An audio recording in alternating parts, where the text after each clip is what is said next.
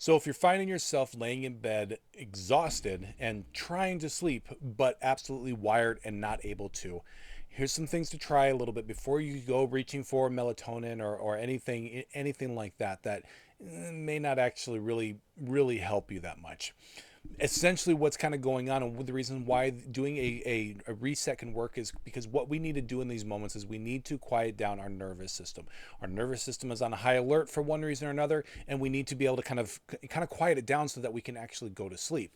And so a lot of times what we experience in this is that, again, we're exhausted, but for whatever reason we can't shut our mind off, or we just feel just like there's just this energy inside of us that is just kind of just buzzing almost, where we feel like we're wired and we just can't slow down. And so that's the reason why we do kind of a little bit of a reset or a nervous system reset, to be able to kind of calm the body down. That's the whole point of this, is to do something that's low stimulating, to calm ourselves down in those moments. And so three things that you can do with that is, number one, is doing some kind of breath work.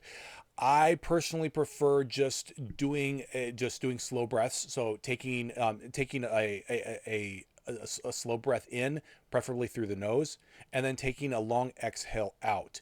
Now the interesting thing with this is that you want to make sure that your exhale is longer than your inhale. I'm not saying that you need to count breaths or anything like that, because honestly, I personally am not a fan of that. I don't think that I think that there's ways that it can be beneficial, but I find it for myself and for a lot of people, it's better just to focus on making sure, making just a mental note that your in breath is shorter than your exhale. Your inhale is shorter than your exhale. The reason for this is that's sending that signal to our nervous system to calm down. That's sending that signal when the exhale is longer. Make sure your exhale is not shorter. If your inhale is longer than your exhale, well, it's going to have the opposite effect. We don't want that. So, number one, doing some breath work.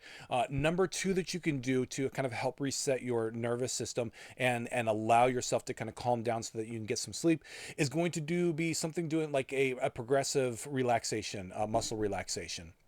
And this is something where you can find like guided ones on YouTube or something like that.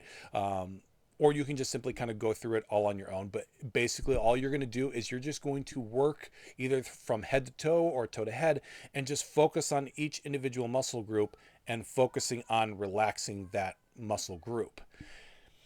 It's something that honestly it takes practice to be able to do it. Um, but the more that you practice, the better you're going to become at it, and it's going to be more efficient for you. And so it's just essentially taking your focus away from external things and focusing on it internally on your body, on the muscles themselves.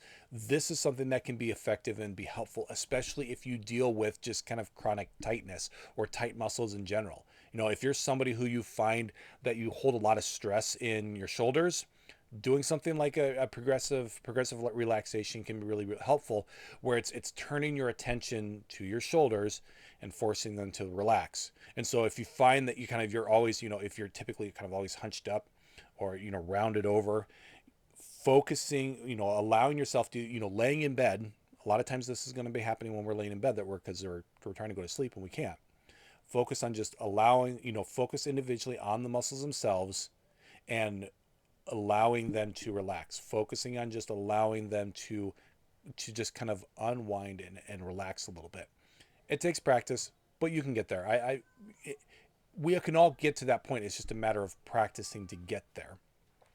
And so then the third and final thing that you can do is going to be in a similar boat in a way, but it's going to be doing some kind of meditation, prayer, music, those kind of things. There's a lot of stuff out there. You can just get on YouTube or something and find something that's going to be either a guided meditation. You can do silent prayer. You can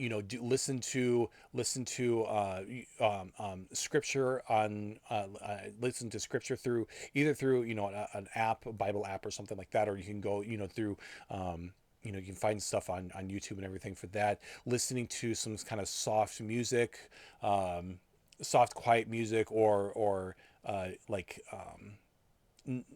different soundscapes and things like that. There's all kinds of things out there that you can just do a quick simple search, and you'll find things that are auditory to be able to help you calm down and wind down a little bit. try these things. Try one of these three things tonight if this is something that you struggle with. And I want to also note before I let you guys go that you can set yourself up well to be able to hopefully avoid all of this if you are doing a proper habits in the evening, kind of leading up to bedtime. So make sure that you're doing things to kind of wind down the day and prime your nervous system for sleep as you get closer to bedtime, so that you don't get to that point where you are laying in bed completely wired and not be able to fall asleep. If you're interested, I've got a free guide for that you can kind of check out. I'll put it in the description below. So check that out if you're interested. Otherwise, give these things a try, see how it works out for you. Let me know. I'm curious to know kind of what's working and what isn't for you all. And otherwise, I'll talk to you guys in the next video. Thanks.